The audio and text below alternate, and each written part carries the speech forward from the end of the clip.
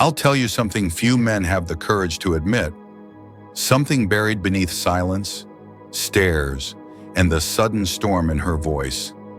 Emotional drama isn't always an act of manipulation. Sometimes it's a cry for connection, twisted into chaos. Welcome to Stoic Courage, where truth isn't sugar-coated and illusions are torn apart with calm hands. The world teaches that emotional intensity is feminine madness. But what if that intensity isn't the sickness? It's the signal. Not all outbursts are designed to destroy. Some are designed to wake up what's numb. And here lies the contradiction most never solve. The more turbulent the emotions, the more desperate the longing underneath. There's a hunger that doesn't speak in words. It screams in silence, in slamming doors, in teary-eyed ultimatums and breathless pauses. It's not hatred that fuels this behavior. It's a deep, unspoken hope that something real might emerge if enough energy is stirred. Not every fire is started to burn down the house. Some are lit just to feel a little warmth. Behind every "why don't you care" is a whisper that says, "Make me feel safe enough to stop asking." Behind every argument, a pulse racing to know if presence still lives here, if attention still exists when things aren't pretty. This is where emotional drama becomes misunderstood.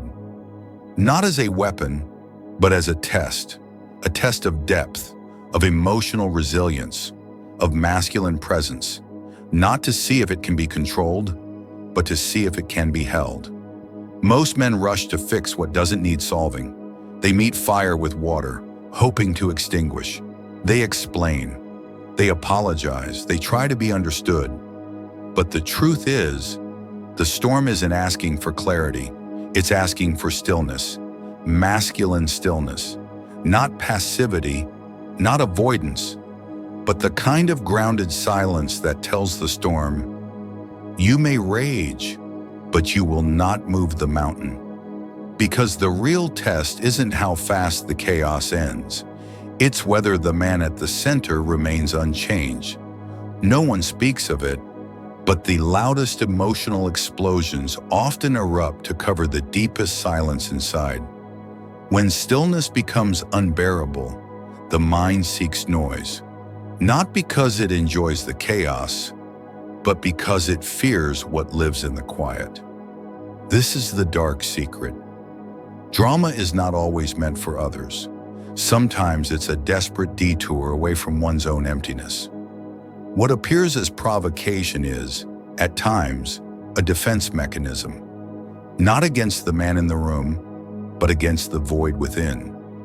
And this is where most relationships collapse, not because of what's said, but because of what hasn't been faced. In Stoicism, emotional detachment isn't neglect. It's a sacred boundary, a recognition that some storms must burn themselves out without trying to rescue the flame or the one who lit it. True emotional mastery begins when silence is chosen over reaction, and the inner world is no longer shaped by someone else's turbulence.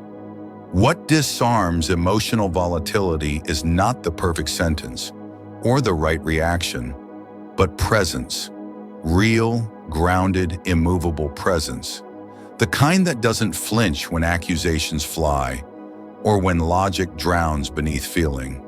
This isn't indifference, it's discipline. And in the philosophy of Stoicism, discipline is love without dependency, strength without the need to overpower, clarity without the need to convince.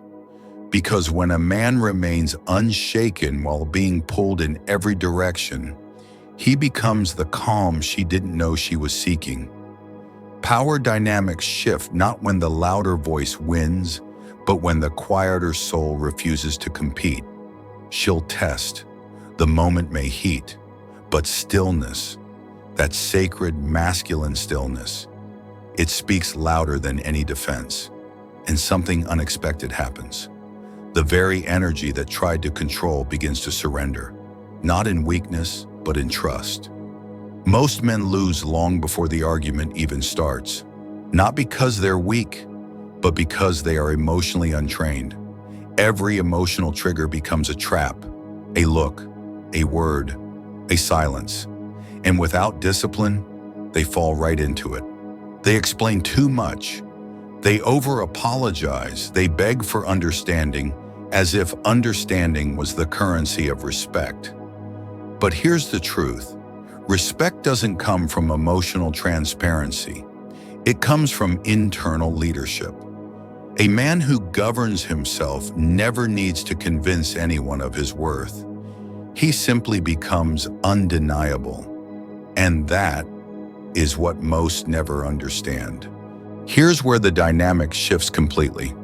When a man no longer reacts to every emotional test, when silence replaces defense and poise replaces panic, a strange thing happens. The game ends. Because without reaction, there's no fuel, no mirror to project into, no opponent to control. This isn't about ignoring emotions. It's about mastering energy. And in Stoicism, energy is sacred currency. It is invested, not leaked. When the man stops playing, the woman must confront something deeper, herself. And that's the shift. That's when the drama dissolves.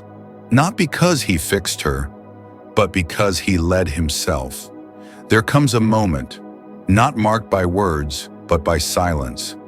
A silence that doesn't feel cold, but stable. The chaos slows. The voice softens. The storm forgets why it started.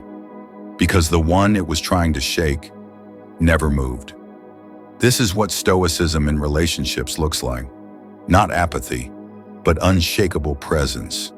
The fire doesn't need to be extinguished. It only needs to be seen and not feared. And when the man refuses to dance with drama, but stands with discipline, the woman sees something she didn't know she was searching for: safety. Not the kind that comes from agreement, but from alignment.